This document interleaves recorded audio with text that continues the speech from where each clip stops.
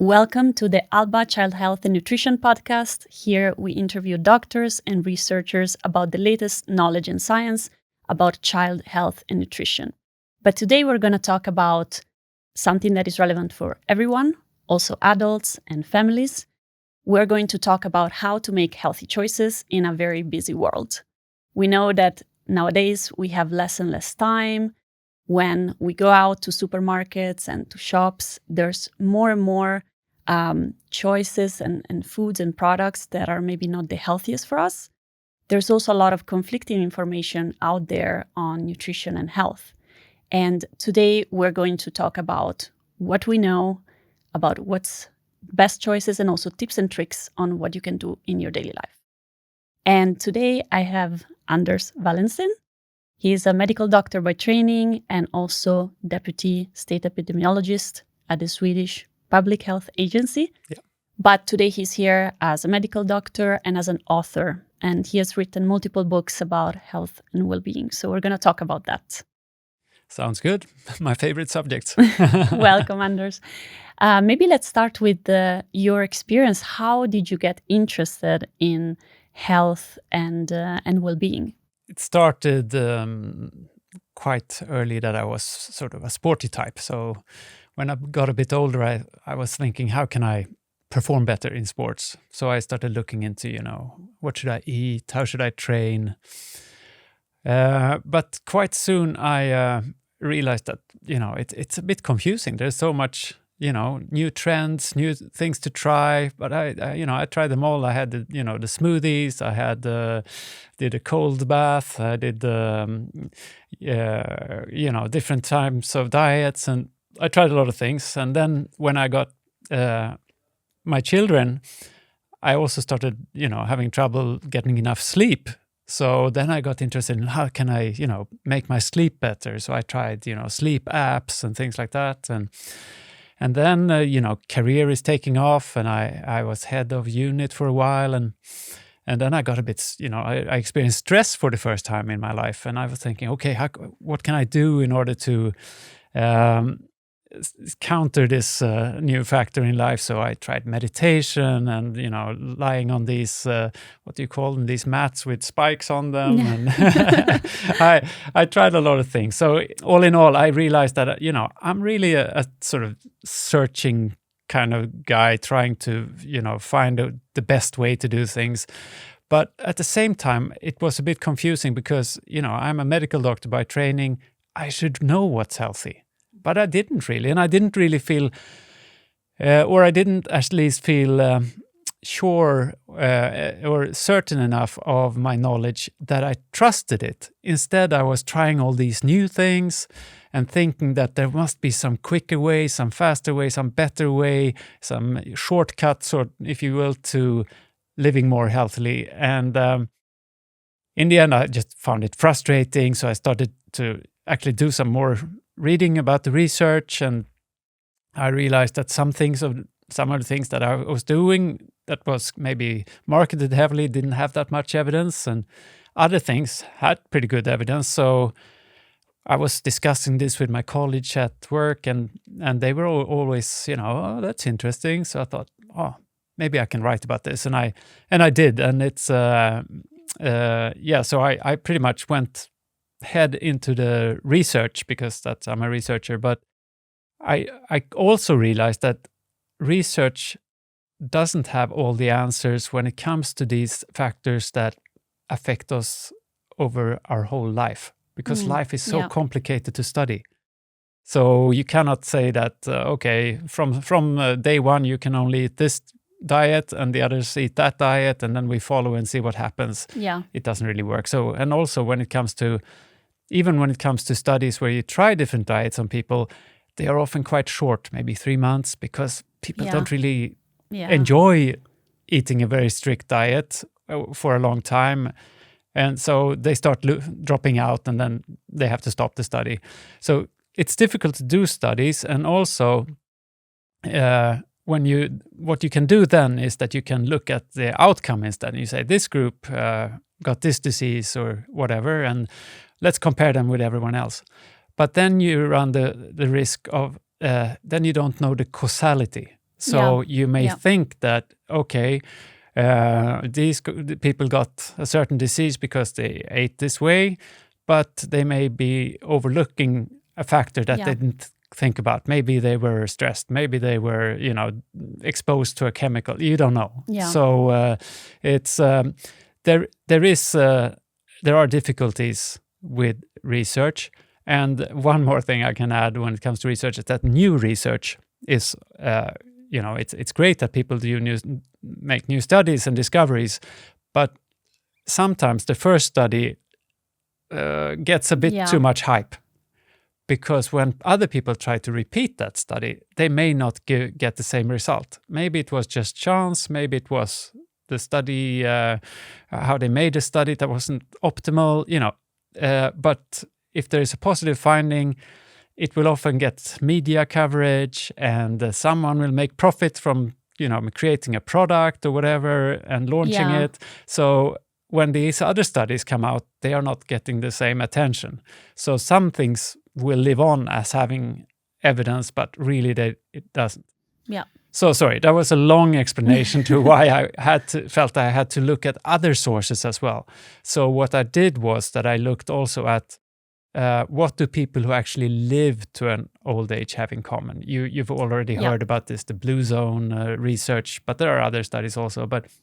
And also another factor that I felt I needed was to look at health from an evolutionary perspective.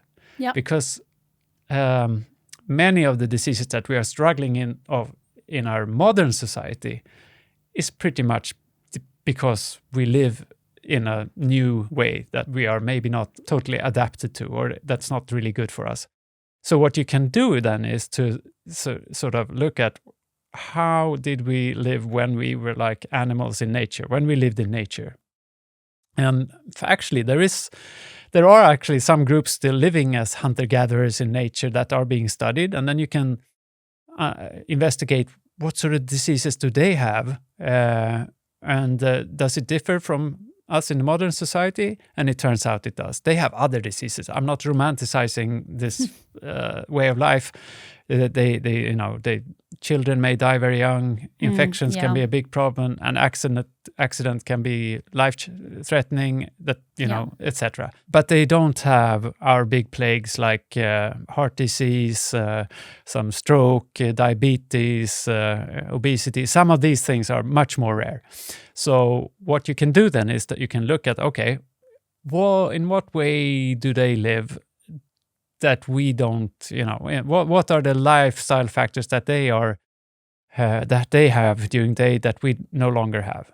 And then you'll find some things like movement they move more during the day, they are outside in nature, etc.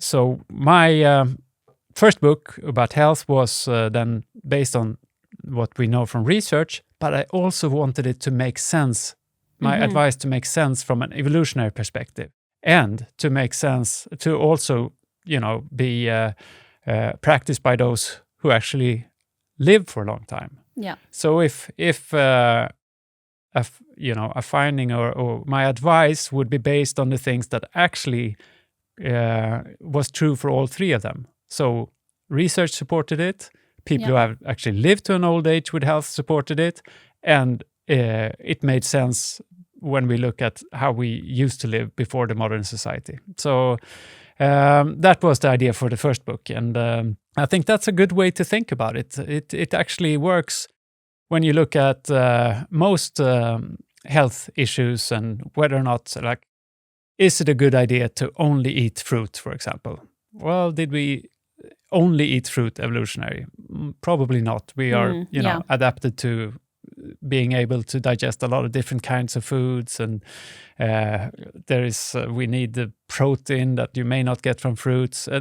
There's a silly example, but you can look at many of these modern things that are sort of extreme and think that it may be, have benefits, but it's probably not needed. There are basic needs that we have that will make a huge difference for your health, and they're not as complicated as you think, and there are easy steps to incorporate them in your life to live more healthily without having to chase these new trends, etc. It can be fun, but you don't really need it to live a healthy and long life. Yeah, I completely agree with that and also relate to that because I'm also very much into health. I have a background in molecular biology and biotechnology, so I like to try new things. But I do realize that a lot of these new trends are a bit like shiny objects in a way. And as you say, a lot of them are based on one study, sometimes a study in mice. I've seen a lot of things on Instagram and on TikTok that say, oh, there was this one study in mice that showed this. And I think people don't understand that mice are not humans. It's not the same thing. And one study doesn't mean much. You need multiple studies. You need multiple pieces of the puzzle, as you said. So I realized on myself that I was just trying to soothe myself in a way to try all of these new shiny things. But in reality, there are some core pillars and some principles that we know have made sense for a long time and are also part of the general recommendations. And sometimes they're just a bit boring sometimes. Exactly. That is the problem they have. So I call them the boring basics. Yeah. And most of us know about them, but not many do them and master them, even myself. Like I'm really aware about health, but I still don't feel like I completely master the boring basics in a way. So that's one thing. And then the other thing you said was about research. I completely agree because I've also been in research. And it's very, very difficult to really determine what's good for us, both because we need long-term study, but also because it's basically close to impossible to show causality. Yeah. Because how do you do it? How do you design an experiment to do that? And the way to really get more understanding is to have a lot of studies, but also to have a lot of pieces of the puzzle that come together. Maybe you have animal studies, maybe you have bigger association studies, maybe you have them in different parts of the world, and maybe you have the evolutionary perspective. Maybe you look at centenarians. And then when you start to add all of these together, you start saying, okay, we have good reasons to believe that a certain thing is good for health, and then you can commit to it. So that is, I really agree with that. And it's really great to bring up finally this topic, the boring basics. Yeah. So today we're going to talk about some of these core pillars. So diet, movement, sleep, nature, and mental health as well, if you agree. I would add in relations also. Connections and relations also. Which one would you like to start with? Oh, we can start anywhere. They're all connected, I think. They're all connected, exactly. But let's start with relations then, or connections or social life. It's because we know diet has an impact, we know movement is good for you, etc. That's no news there. But I think this factor, the social factor, has been overlooked for a long time when it comes to health. But once again, there are studies showing that it probably makes a huge difference. There is a long cohort study, for example, that's famous from the US, where they followed people at Harvard University and nearby people living, and they found that the biggest predictor for a healthy and happy life when they were 70 was when they were asked when they were 50 about how do you feel about your close relations or your social life. So it probably has a big impact, and this shouldn't be a surprise. There's of course no direct, it's you cannot measure it in a way now I'm getting another year by talking to you. It's not like that. It's but it's we all know that being involuntarily lonely is stressful. It feels bad, while feeling connected, being in a group, feeling that you are you contribute and that you are welcome, makes you feel warm inside. And of course, so one being lonely is stressful, and the other is lowering stress. And the common factor for many of our diseases is prolonged stress. So I think that's one thing. You feel calmer, you feel safe, but it's also that we look out for each other. If I'm living alone, I may think, and I discover a discomfort in my body or whatever, a lump somewhere, or I might think that it's nothing. I shouldn't bother the doctor with this or whatever. But if you're living with someone, maybe they will tell you, hey, that doesn't look good. You should definitely go and check that out, and then your prognosis is better if they discover something. So there are many ways in which the social aspect can help you live more healthily, and not the least that if you're living in a group of people who have healthy habits, or at least not unhealthy habits, you are much better off, because we all like to sort of be copycats of each other. So it's much more easy to keep up healthy habits if you're in an environment that supports that, like a group of people who are, well, if you're only with smokers, it's probably easy to start smoking. So I think the social factor is overlooked. And once again, since I like to look at the evolutionary perspective, our success as a species is not that we are particularly strong or dangerous. We don't have big claws, or we are not predators in that sense, or we are not extremely good at grazing big fields, whatever. We are, but what we are very good at collaborating as a group. So that way we became the most dangerous predator, actually, because we can hunt together and hunt much larger prey than ourselves.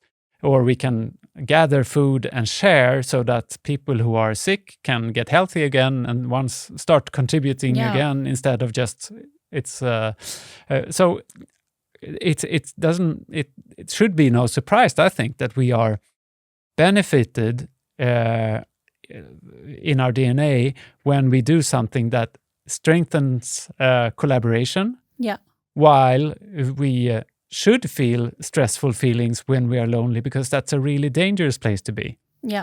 Or alone. So I think it makes sense from an evolutionary perspective that we really need to search for a group where we can find comfort and safety and help each other, because that has been the success of our species, really. And that's how we built these huge communities and everything. It's built on trust between each other and helping out. And of course, it's more difficult to see now that we have big societies, but it's all based on the same principle, that we somehow live together and share in a way. Now it's through taxes and the government doing things, but before it was just in a group. So it's not only about connection, but it also seems to be having a role in a community and contributing and collaborating. I think so. I think if you look at studies of people who are unemployed, etc., that's a stressful, but if you have a job that's fulfilling and you're contributing or helping others, or you don't even need a job, but if you're at home taking care of someone, that can also, bring meaning. So I think having a role is absolutely something that we need. Definitely important for health too. And if you look at it as a health factor, maybe your priorities shift a bit when it comes to me. Should I, go all in and do career, even though it ruins my marriage, or should I, these things are true. And sometimes it's so easy to get caught up in life, with life's sort of egocentric things. Well, actually, if you think about it, some of that time would have been better spent, with your network of friends, because in the long run, that's what matters. So it is really interesting, because if you do studies and ask when people are the happiest, you may think you're happy when you're doing, trying to make money or whatever, but actually it's when they call people up during the day and ask, how do you feel right now? People feel the best when they are with other people. And, social interaction. Or we may think that career, etc., is the important thing, but in the long run, having a group of friends and being valued is way more important. Yeah. Do we know what it does to our body? In a way, does it affect our nervous system and the kind of fight or flight response? Do we know more about it, how it works? Most of these studies are, I would say, show on a more, they look at lifespan and say, okay, you answered that you had a good relations and you lived longer. So it's not, you cannot really tell from those studies.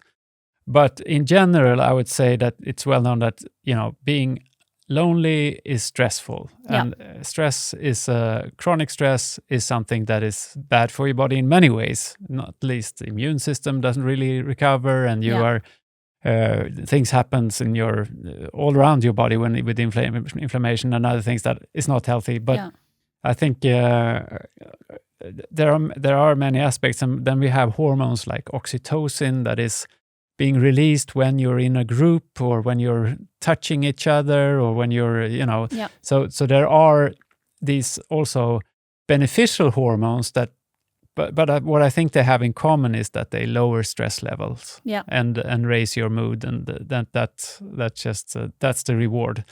So if we make it simple, I would assume that it's a lot about feeling safe, being happy. Yeah. That's a very, very interesting. What would you say people can do in their daily life to work more on this? Because it is more and more common to be lonely, to be a bit isolated. And I think now more than ever, we have everything in our phone. It's kind of easy to go home and just like spend time with your phone. So what are some things that people could think about? Yeah, no, it's a real problem. I mean, we have all these gadgets and screens that catch our attention, and it's possible. We've made societies where it's possible to live alone, to manage on your own. You're not dependent on others, and that's good in a way, but it removes this human need of connection. So that way, you still have to get that somehow. And I think what I do is that I make sure that I have sort of a reminder in my weekly planning that I should also try to look for times during the week where I can have social interaction. So on Sunday afternoon, whatever, when I'm planning the week, I always have this little line saying, okay, what social activity do you want to do? Maybe it's calling a friend and set up go for dinner the next weekend or things like that. And also I've started more and more, because I used to do all my training on my own, especially during when I had young children. It was difficult to find time, so it was great. I could do some workout at home, or I could run alone in the forest, because, there was no need to coordinate with anyone else. Yeah.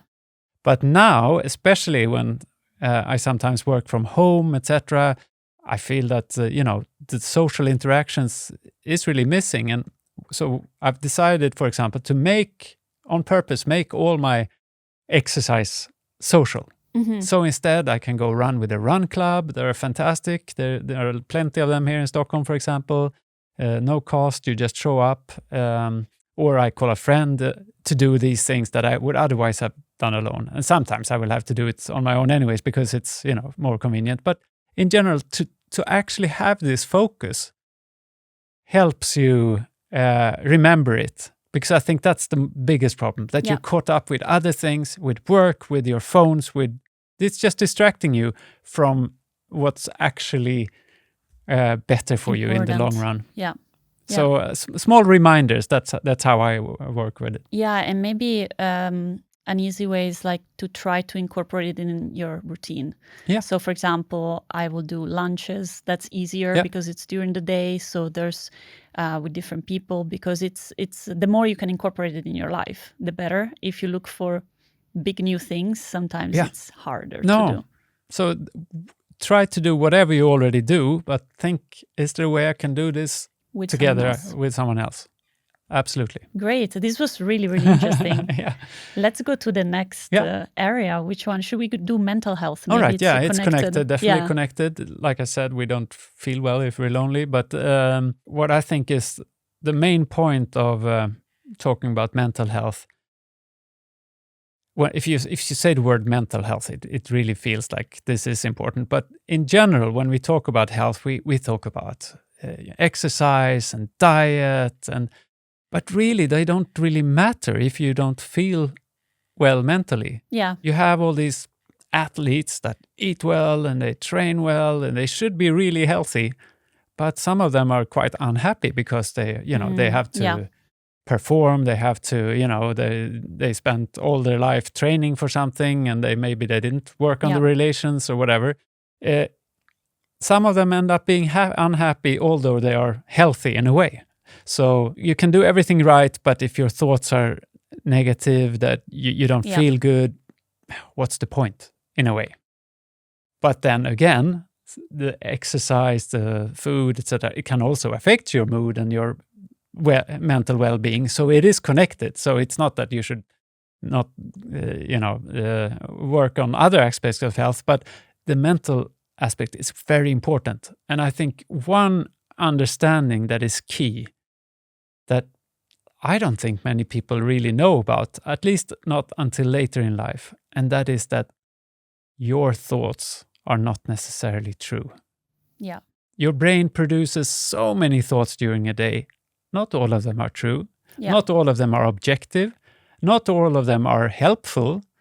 So what you should do is look at thoughts like something that you need to sort of evaluate. So if you're anxious, for example, is it realistic? Why is you can ask a friend, I'm thinking this might happen. Do you think so? And they'll say, oh, no, come on. Yeah. Yeah, or you can ask yourself, what's the worst that could happen? And actually write it down and you realize, actually, okay, maybe I missed the bus, but there's another train an hour later, whatever, Yeah. So looking at your thoughts and finding out, are these helpful or not? And some thoughts are really unhelpful. A lot of people have, they have an internal dialogue that is really critical of themselves. Yeah. Like, oh, why am I so stupid? Why did I do this again? Or whatever. Yeah. You say things to yourself that you wouldn't say to a friend. Yeah. And of course, that doesn't make sense. Yeah. You're just, why should you be hard on yourself? This is your life. This is from what we know, your only life. Come on, be your best friend instead. Yeah. And that can take some time to change patterns like that. But the most important thing is to step outside of your mind and look at your thoughts and say, okay, that's a good thought, that's a bad thought, or not maybe good or bad even, but this is helpful. This is not helpful right now. I'll let that one go. Yeah. And one way to do that, I think the best way to start realizing that this is true is to try meditation. Yeah. I'm not a big meditator myself, or whatever you call it. I've tried it a lot of times, but I find I get a lot of the same effects when I'm doing training or running in the forest or whatever. So, but what I think was an eye-opener is that when you sit and observe your thoughts, because that's pretty much what you learn to do in meditation, you try not to get engaged in thoughts, then you realize how many thoughts there are and that they actually come and go. So if you don't get engaged with a thought, it will pass. Yeah. And the same goes with a lot of feelings in our bodies. Of course, thoughts and feelings are connected. But a lot of, if you're starting to feel afraid of something, and you start, you engage with that thought, and maybe someone else is also, engaging in that thought, you can make yourself really afraid or whatever. Whilst if there is no real threat and you instead drop that thought quite early on, it will just go away. So it's sometimes feelings are good, sometimes they're bad, they're not useful, and the same with thoughts. So to look at yourself from the outside and then learn some skills, read a bit about this, how can I work with my thoughts? It goes a long way. You will always, it's not you cannot maybe change the way you are. You have a personality, but you can start learning how to choose a bit which thoughts you engage with, and that can make a big difference in your day. Yeah, I really, really relate to this because I've shared before that I mean, one of the reasons why I started Alba is that I had very severe eczema and I got better over time and I reversed that. I don't have it anymore. One of the things that really helped me actually was to go to therapy. I did that for many years and I still do it every now and then. And I realized exactly this, that a lot of my thoughts were not right. Yeah. And where the way I saw certain things was not objective, it was not a truth. No. It was a way to look at things. Yeah. But the way, changing that actually changed a lot in my life. Yeah. And you also, as you mentioned, there's also a story that you tell yourself, like a self-narrative. And the more you tell yourself that story, the more you reinforce that story, and then it also becomes true. So that is very, very important. And we have open discussions with also a lot of the people in our community that are often parents that have these thoughts as well. And sometimes I think they can be common, like I'm trying the best for my child, but I'm not managing, or others are better. There's also a lot of comparison sometimes. Others are having an easier time. I think nowadays it's also easy to compare yourself to others, or to form expectations that are not realistic, or maybe you wouldn't have had otherwise. And a lot of the times it's really not true, and maybe not even perceived by others in that way. So this is a really, really relevant topic. Yeah, and it's so big that of course we cannot discuss everything right now, but to start questioning your thoughts a bit. And maybe, I read this in a book I should give credit to, but I don't remember the author, but he said that your brain is, it's an organ, like your heart or your liver, and the heart should pump the blood, the way, in a way that's good for you, like when you're running, it should be pumping harder, etc. So it's, it should be, and the same with the brain, it's just an organ trying to help you. But if it's not really helping you, you should ask your brain for a more helpful thought. So if you're getting a thought like, I'm so bad. Oh, no, so come on, brain.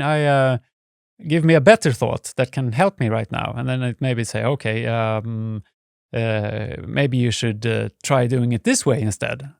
Try to talk with your brain in a new way where you ask it to help you instead, because that's why it's there. It's not there to talk down on you or make you feel small or scared when there is no threat, etc. So, and here we also we're fighting our brains a bit, because we haven't, once again, if we look at the evolutionary perspective, it's been safer in nature to be a bit more scared and anxious than just being naive.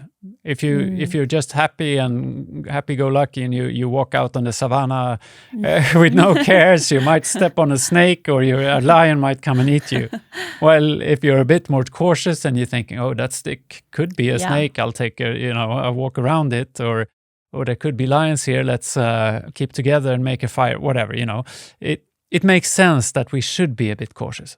But now in modern society, there are threats, but they're very different from what we used to have then. So many of our thoughts about what's scary, what's worrying us, are actually maybe not worth worrying about, in a sense that we cannot affect it. Yeah.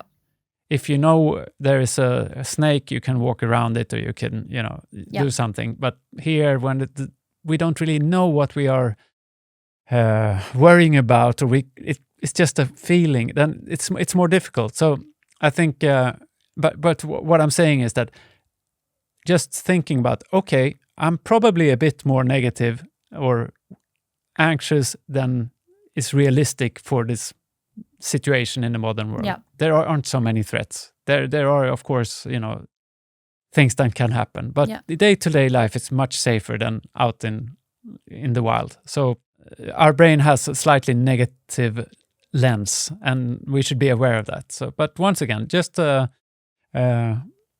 look at your thoughts and question them a bit. That's a great tip, and it's also free and cheap. Very, exactly. And it can change your whole day. I mean, from being exactly, upset about something that really doesn't matter in the long run, or you can change things and just decide to have a better day. It sounds silly, but in a way it is like that. Yeah, It can really sometimes. help. When we should exclude, of course, real mental illness, which is something different. Yeah. But our small troubles day to day, you can look at it from different perspective and feel that, why did I worry about that? That wasn't really realistic. Or why did I spend the day being grumpy when I could have gone for a walk and it would probably have gone away, things like that. No, that's very, very relevant, especially nowadays. And not a lot of people know that our brain can affect our gut and the other way around. So there's a bidirectional connection between the gut and the brain. And our brain and our thoughts and our stress levels can affect also our gut microbiome, so the microbes in our gut. And the other way around as well, our gut microbiome can affect our brain, but even our food, the diet that we have, can affect our brain. Some studies even start to point out that inflammation in the body is associated to mental health conditions like depression and other conditions. So what do we know about that? And maybe let's jump into diet. Yes, which is a broad, let's go for diet. It's a big topic, and I would maybe assume that you know more than I when it comes to diet. But when I talk about diet, I'm trying to keep it simple, and I'm realizing that there is a lot of thoughts about what is right and what is wrong, and you can have strong feelings because you feel that this is right ethically, or this is right environmentally, or this is right because it makes sense from different different reasons, and that's fine. But what I try to do is then, okay, if we skip that discussion and we look at what can you do that will make a difference anyhow. And I think number one is there is so much food we don't really need to eat that is probably not very good for us. Not all processed food is bad for you, I'm sure. And sometimes, sugar is just what we need. But in general, if we look at food that is available today, it's the cheapest food, is the most tasty and the most being most advertised and most available and easy to cook, while the real food made of basic ingredients takes more time, maybe more expensive, etc. So we tend to probably more, it's difficult not to choose these processed foods. And the problem with many of them is that they have a lot of calories, but they have very little nutritional value. Yeah. They may have fat, and they may have protein even, and sugar, and carbohydrates, but it's, fast carbohydrates, and there is probably not a lot of these micronutrients and vitamins, etc. that we need. And fiber. And fiber. So to have a healthier diet, I think number one is to realize that we are now eating food that we probably don't need, and we may think it's considered normal, but actually if you look 30 years back, most of these products were not there, so it doesn't have to be normal. Normal can be eating, meals cooked with ingredients that you do at home also. So I think number one is becoming aware of that and limiting the amount of fast food or whatever, and then trying to cook real food by yourself. Then you can add ingredients and you realize what's in there, and it makes sense for you. And also to put limits on, because you tend to get a lot of calories from these foods. So if you don't want to eat it a lot, for example, have a rule that I don't buy this, I don't take it home, because if it's at home, you will probably eat it. Yeah. That's like one thing. And I think also maybe I'm also not totally negative to all these sweet things and good things, because they may add something to your life. Yeah. But in moderation. It's like in Sweden, I don't know who came up with it, but there was sort of this rule that you should only give candy to your kids on Saturdays. So kids were looking forward to Saturday and they got some candy. And I think that can work for adults as well. It's fine to eat sweets or, pastries or whatever once in a while, but not all the time. Yeah. So if you create a rule for yourself, like I have, I only try to eat those things in the weekend, and nothing during the week. It also makes it more enjoyable because you sort of look forward to this. So, and often it's not the amount, it's just you need a little bit. And then that's what's really good and tasty. And if you keep eating it, it doesn't really add that much. So limiting, sort of putting up rules for yourself to be able to live in this environment where all this sort of high energy, low nutrient food is all around you. So make sure that in the long run, what you need is you need to get enough energy from your food. Energy is not bad. You need this, but we need the right amount for our energy expenditure, and that can vary between if you're doing a lot of sports or if you're not, or whatever. And also you need to get a variety of nutrients. And if you only eat pizza, or if you only eat, like I think I saw a report from the UK where some people mostly ate white bread and they even got scurvy again, which is a disease where you don't have vitamin C. And it just, it was, you wouldn't think you could get that today. But you can, if you eat really, only one type of thing, you can get nutrient deficiencies. So to eat a varied diet is a way to make sure that you get pretty much everything you need. So if you eat a varied diet, and by that I mean you try to get different types of fruit and vegetables and meat and different types of a bit of everything, sort of, rather than just one thing all the time. That will increase your likelihood of getting the different types of nutrients that you need. Then you can add a layer on that saying, okay, because I think it's ethically right to only eat these things, I will vary within this section. But you still need variation. Yes. And if you remove things that give you nutrients, you must make sure that you actually don't remove too much, so that you don't get all the vitamins, for example. Yeah, no, exactly. These are all the kind of key principles. And what we see also is that a lot of people, when they talk about their diet, they say, oh, I eat very healthy. And what they mean sometimes is that they eat normal and they eat what their friends eat and what's been normalized. But in a lot of situations, what's been normalized is not necessarily what we would consider healthy and optimal in a way, especially for kids. We see that, for example, if you go to a restaurant, the kids' menu has a lot of more processed food, not a lot of vegetables, and it's become a bit of a common understanding that that's how it is. So how to manage, and I think the other challenge is that sometimes we share these kind of principles with people about diet, and they would say, oh, but I already know these things. But maybe knowing them doesn't mean they actually do it. No. And back to your initial point, sometimes it can be a bit boring to do these things because it's much easier to take a supplement or to go for a new trend. So how to incorporate these principles? Like, what would you say it's a good dish, or what should be on your plate in a way? Most of the time. Well, if you look at it, you should have some protein, you should have some carbohydrates, you should have some fat. All these things are needed, and you need the vitamins, and you need some micronutrients that we probably don't really know all about them, what they are, but and you need fiber for your gut to work fine. So, and then you can combine this in different ways, of course, but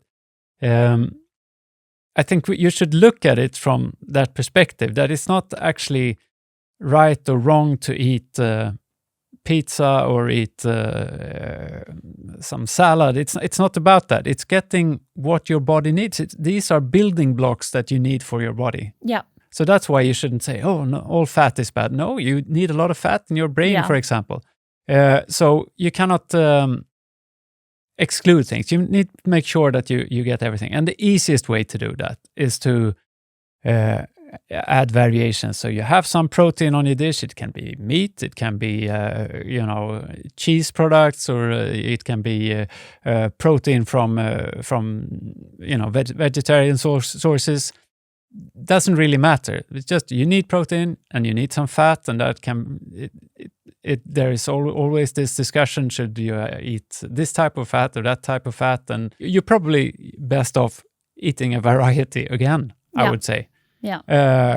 And then with carbohydrates, I think sugar is not necessarily bad, but the amounts that we eat now, and that we eat it so often, is it creates a problem in this society where it's it's everywhere.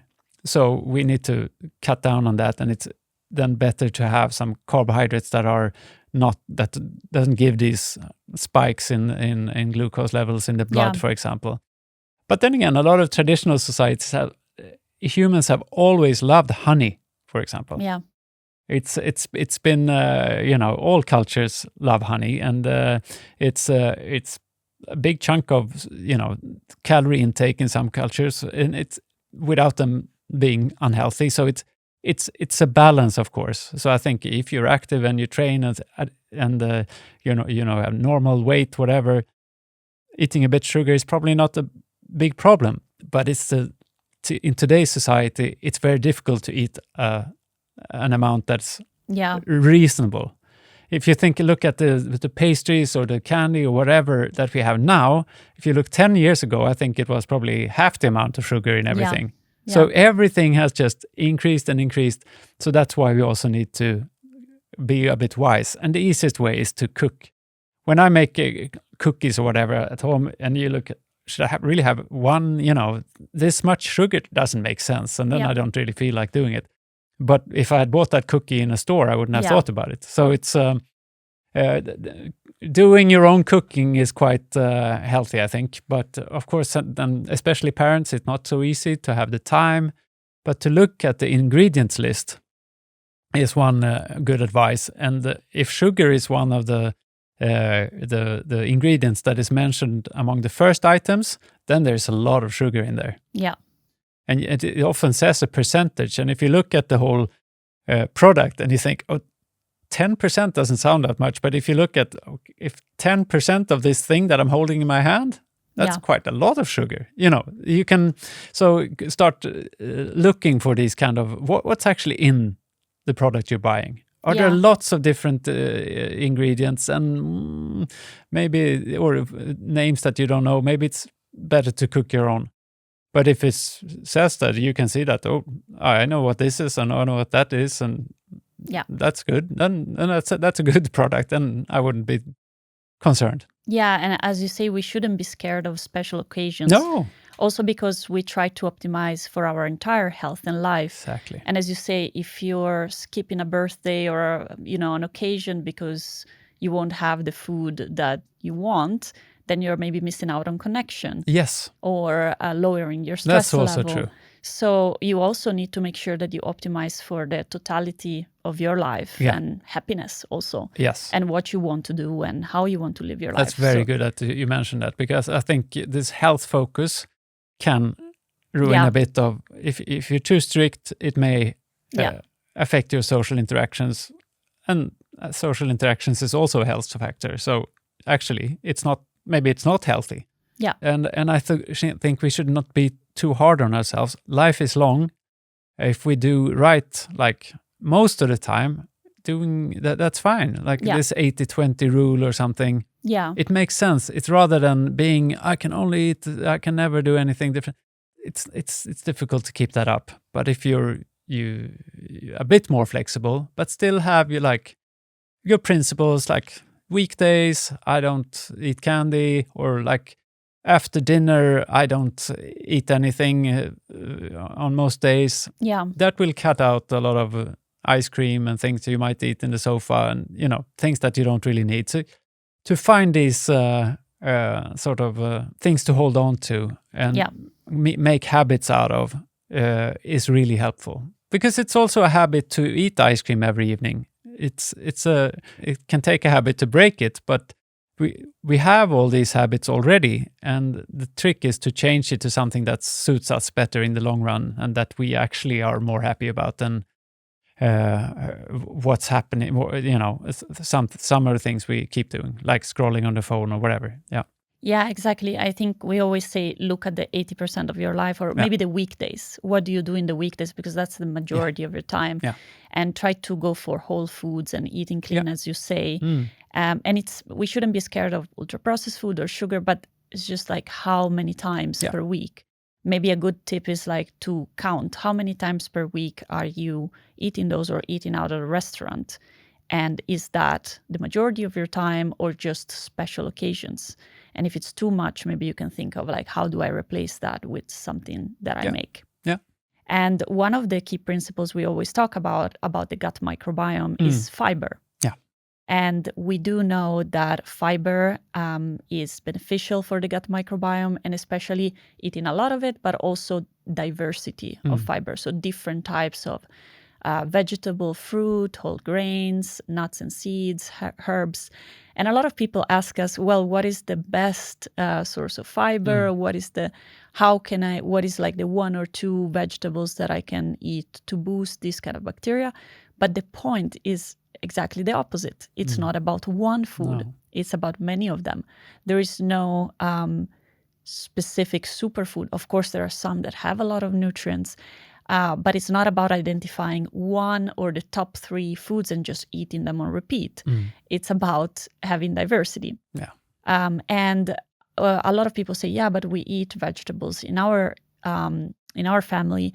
But we always say, but how many? So try to count the types of fiber that you eat in your family. One of the recommendations is to eat 30 types in a week. When I started on my journey, I was so far away from that. Maybe I was doing like 8 or 10. And we do that with many people, and the majority of us don't eat so many. But if you start thinking about it and think about adding things instead of removing, but more like adding vegetables, maybe nuts, maybe not a lot of eat them, maybe some spices, maybe some herbs, you can quickly get a habit to get to those 30. And that's really beneficial for the gut microbiome. Yeah, and I think one way of doing it is looking at the sort of dishes you make on a regular basis, because we are quite traditional. We keep often eating the same breakfasts, and when I make dinner for my kids, you're already hungry, you're in the store, you will probably make something that you normally or often make. I mean, I have a repertoire of maybe 10 dishes that are the ones that will most often, be cooked during a week. And if you just tweak these standard meals and your breakfast, for example, then suddenly you have affected a lot of all your food intake. Then you will eat at a restaurant, you will eat with friends, you will eat fast food sometimes, whatever. But if you have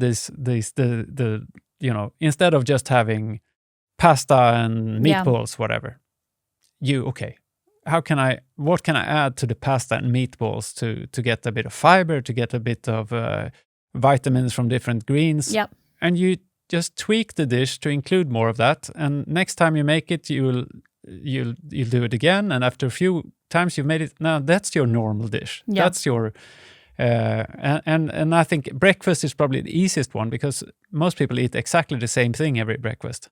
So if you already eat yogurt and cereal, maybe you can add nuts, like you suggest. Okay, suddenly you have a new source of fiber and also other micronutrients. Yeah. To the meals you eat most often, make sure that they are quite varied and includes many of the things you need. Then I think you can make a big difference without having to think about it so much, because it becomes your new standard.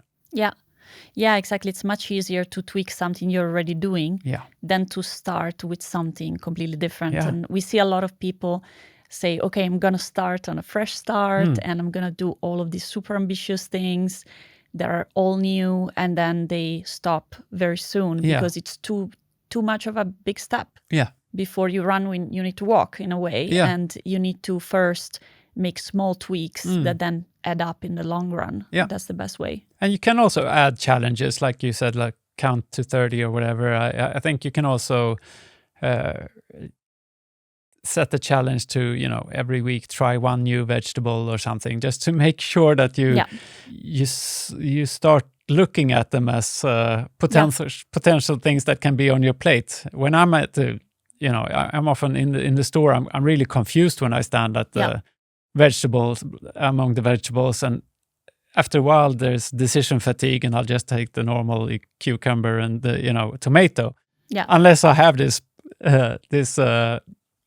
small task for myself that, okay, I need to find one new one and I'll cook something with that. So sometimes you need to get out of your comfort zone a bit, or your standard thinking, to challenge yourself. But if you then add it and make it into your routine, that's the best. Yeah, I love this tip of like every time you go to the store, just think about one new thing, one new vegetable, and then learn a new recipe. And also, as you say, trying to reduce the mental load, because sometimes there's so many decisions we need to do, and there's so many you can take in a day. So if you just make that a rule every time, it will stack up over time.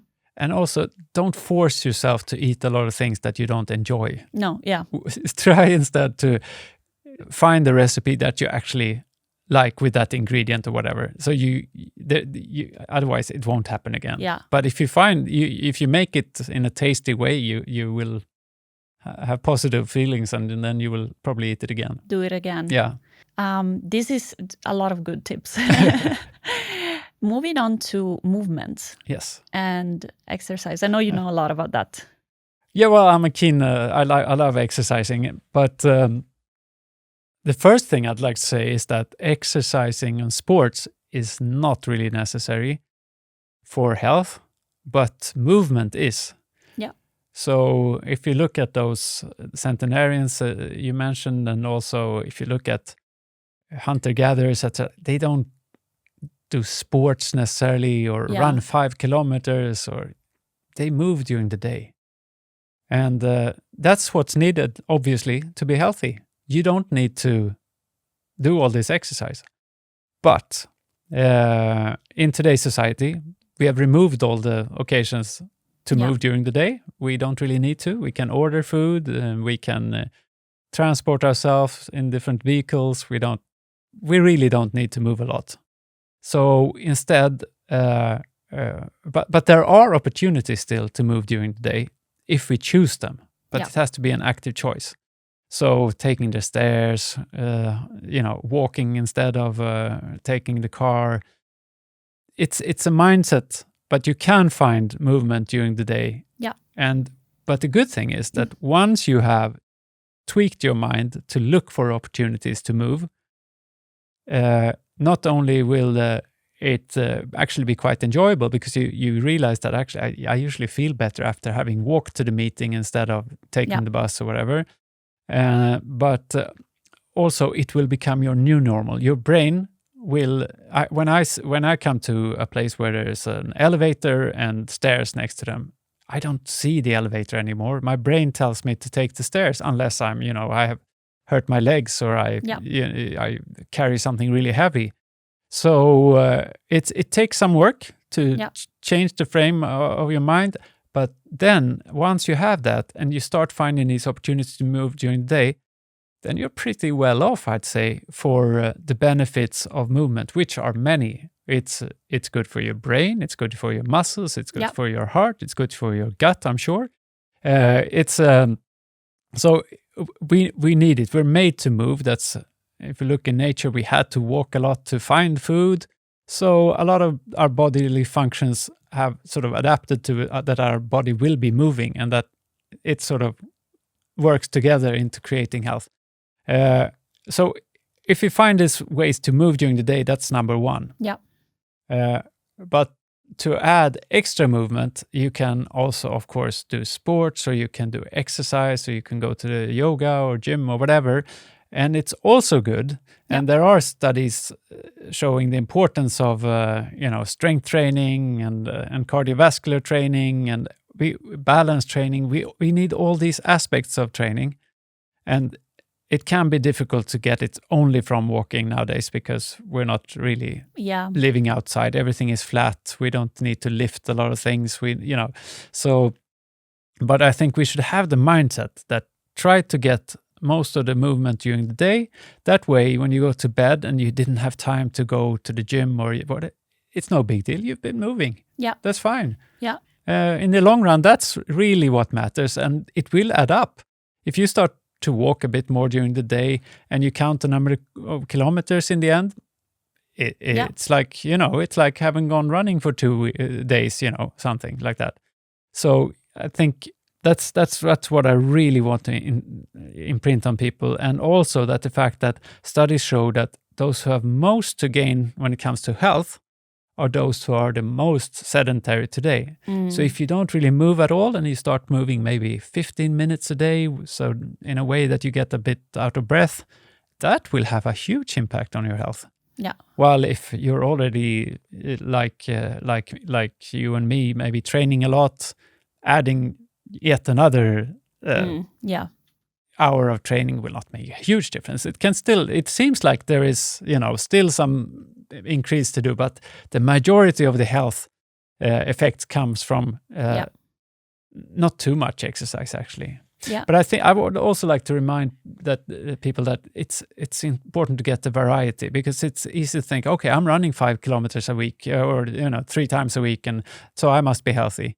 Well, your cardiovascular system is probably healthy and your legs get some exercise. That's great. But I think you also really need to focus on mobility and balance, because what happens when we get elderly, we often one of the most common things that is the start of our decline is when we fall. And we fall because we have poor balance and mobility and strength. Yeah. So in order to keep aging in a healthy way, I would try to make sure that I lift a few things, I stretch so that I can still reach things over my head when I'm older, and I can go sit down on the floor and get up, because that way I can get up if I fall. Practice these things that get so little, it won't happen naturally during the day, because we'll always sit in a chair. We will never go down to the floor. We do not really have to reach for things because we've made sure that everything is convenient in our homes.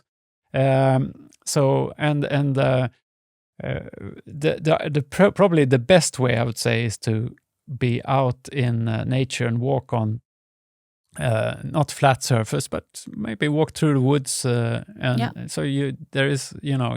then your core will be working. You will work in the balance. You will be, maybe ducking a bit to avoid a branch, and then you will have to climb over something, etc. That's great training for life. Yeah, and I think a lot of people see all of these things or these health habits as purchases, and it's like, I need to get a membership somewhere, I need to go somewhere, I need to buy some equipment and some clothes, but there's many opportunities to have movement in your life. So for example, if you have an office job, your commute can be important, but also some meetings can be walking meetings. Yes. During lunchtime, you can go for a quick walk also to get some sunlight and some light exposure. And maybe even having a staple workout that you can do anywhere can also be helpful. Yeah. That's a tip I got from you, actually. And a lot of parents especially tell us, I want to maximize the time with my kids, and then I have a job, and then I put them to sleep, and then I'm really tired. What can I do, and what can I find in my daily life? I would then, like you said, you don't need to buy anything. You don't need to go anywhere. If you make sure that you just learn some movements that you can do at home, maybe for 5 minutes, 10 minutes, almost every day, that will in the long run make a huge difference. But getting to the gym, being there for an hour, then being sore the day after, and then maybe not having time for a few days, that it's more stressful. But if you have this, that you move a bit when you can during the day and add in a little routine where you do some strength training with body weight is often enough. You can do some, push-ups, or you can pull yourself up somewhere, or you can lift. You can also lift something that heavy that you have at home. It doesn't have to be a weight. It can be a sack of potatoes or whatever. And then to actually get up and down a bit, that will work your legs really good. Find different ways of getting up without using your hands, for example. That's a real challenge, and it will strengthen your legs a lot. And so there are so many good training routines you can find online now. You can just write 10-minute full body exercise. And you do that every day. 10 minutes, you will be strong in a while. It adds up. And you don't need equipment. So I think that as a parent, and that's what I did. I mean, I did this, and I still do the home training when I don't have time to do something else. I never go to the gym, and but I am, I get a lot of exercise anyways, and body weight goes a long way. Yeah. And it can also become a family activity depending on the age of Absolutely, the children. Movement, dancing, there's many things that can be done. Yeah. Also, especially in nature or so there's many things that can be done. But we touch upon a lot of great topics. So connection, mental health, diet, and movement. And got a lot of great tips from you, Anders. Thanks so much. For this, we didn't touch upon nature and sleep, but maybe that will be for a second That can be episode. for a second. And just in short, I mean, a lot, like you said, to do exercise in nature. It's probably the best health cocktail you can have. Yeah. If you're with other people, you go for a picnic. You don't only walk on a flat path, but you actually challenge yourself a bit. Then you will have had social interaction, you will have some exercise, you will be a bit more happy because you feel that you belong, and you've talked to people, and you will have been in nature, so you will feel a bit calm inside, and that way you will also sleep better at night, and maybe you will make a healthy choice when you have the picnic. So you can have all these factors in just a nature hike, and I think if you do that every weekend or every second, that's a great way to live with your children. And you will set an example for them that they will surely take up and carry on also. That's the golden tip, baking everything together. I think so, yeah. Great, fantastic. Thank you so much. I learned so much as well. And it was great to have so many tips that are cheap and free and easy to do, and also to understand the impact of health and what are the things that we know work for healthy aging for everyone, but also for children, and to set up good health for them. Exactly, because it's like we said just before we started, it's not telling your children to do something. Is if you lead by example, maybe they will not be doing the same as you when they're teenagers, but chances are that they will, when they get older, they will still do as you did to them. Yeah. So being a parent is also making sure that you live in a good way for your own health, because that makes you a better parent, and you will give your children some good examples. Fantastic. Thank you so much. And thank you so much to everyone that is listening. Thank you.